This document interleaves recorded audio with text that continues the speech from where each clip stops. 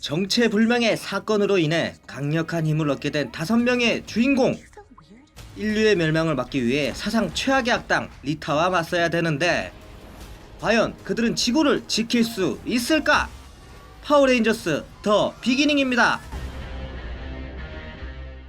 안녕하세요 여러분, 필빠입니다. 자, 오늘은요 파워레인저스 더 비기닝을 보고 왔습니다.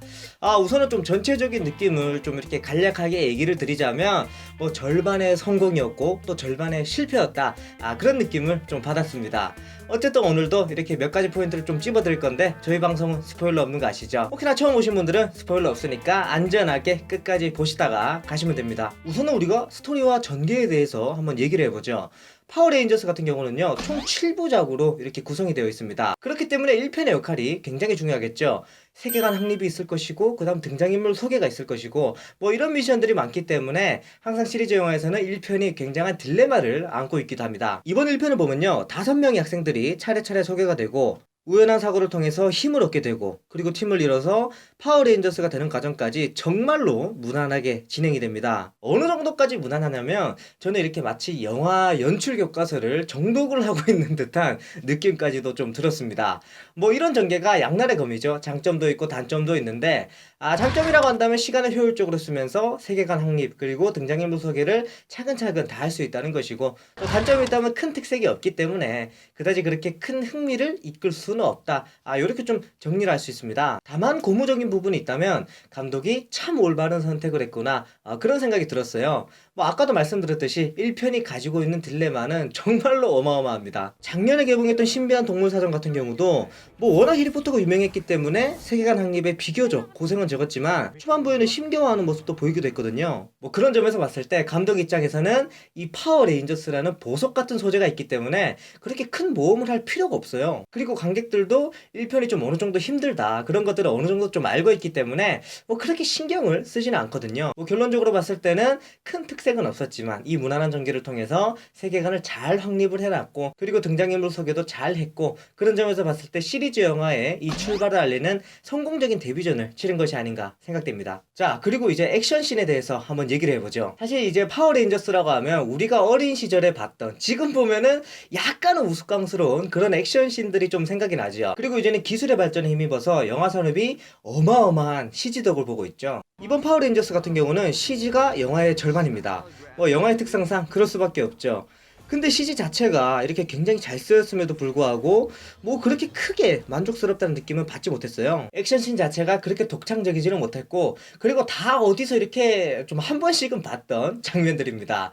뭐 예를 들자면 우리가 수년 동안 재밌게 봐왔던 트랜스포머 시리즈, 그 영화에서 봤던 장면들이 약간 이렇게 떨어진 퀄리티의 CG를 통해서 나옵니다. 그렇기 때문에 파워레인저스만의 독창적인 액션씬은 뭐 전혀 나오지 않았고, 마치 이렇게 짜여진 틀에 맞춰서 숙제를 해온 느낌. 점수는 상관없고 패스만 되면 되지, 빠꾸만 안 되면 되지, 그런 생각으로 이렇게 선생님에게 검사를 받는 듯한 느낌까지도 좀 받았습니다. 액션씬 같은 경우도 앞서 말씀드린 스토리 전개처럼 매우 무난했다. 어쨌든 감독도 그렇고 스튜디오도 그렇고 절대로 실패를 하고 싶지는 않았던 것 같다, 좀 그렇게 봤습니다. 자, 짧지만 오늘 이렇게 파워레인저스 더 비기닝을 보고 온 소감을 얘기해봤습니다. 저도 길게 얘기하고 싶은데 뭐 영화를 보시면 아시겠지만 이 영화를 보고 얼마나 길게 얘기를 할 수 있을까 싶네요. 뭐 그래도 어쨌든 보고 왔으니까 제가 느꼈던 2가지 포인트를 이렇게 좀 한번 찝어봤는데, 뭐 그런 말들이 있어요. 파워레인저스가 굉장히 손발이 오글거리고 굉장히 좀 유치하다, 그런 말들이 있는데 여러분들이 생각하시는 것보다 더 유치하고 더 오글거립니다. 뭐 어쩔 수 없는 것이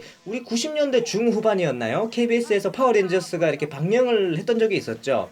저도 그거를 보면서 자랐는데 그때 파워레인저스를 즐겼던 사람들이 지금의 저처럼 뭐 20대 중후반이 되어 있는 사람들도 있을 것이고, 그리고 혹은 뭐 30대가 되어 있는 분들도 계시겠죠. 그렇기 때문에 지금 이 사회생활에 찌든 우리의 시선에서 보면은 당연히 좀 유치할 수밖에 없습니다. 그러니까 그렇게 보지 마시고 우리가 그때 어린 시절 정말 즐겼던 그때 그 이 시선과 눈높이를 장착을 하시고 극장으로 들어가시는 것을 권유드립니다. 그리고 더 좋은 것은 서로 오그라든 이 손과 발을 열심히 세심하게 펴줄 수 있는 동료 그리고 전우들을 데려가는 것도 그렇게 나쁜 방법은 아닌 것 같아요. 자, 여기까지 파워레인저스 더 비기닝 이야기를 해봤습니다. 저는 뭐 절반의 성공 절반의 실패 이렇게 말씀을 드리고 싶고, 뭐 2편이 나오면은 또 보러 가지 않을까 생각이 되네요. 어쨌든 이 영상이 여러분들의 관람 선택에 도움이 되셨길 바라고, 저는 또 다음 영화 리뷰 영상으로 돌아오도록 하겠습니다. 영상 재밌게 보셨으면 좋아요 눌러주시고, 혹시나 저를 처음 보셨다면 구독 버튼 눌러주시면 감사하겠습니다. 저는 지금까지 필빠였습니다. 안녕!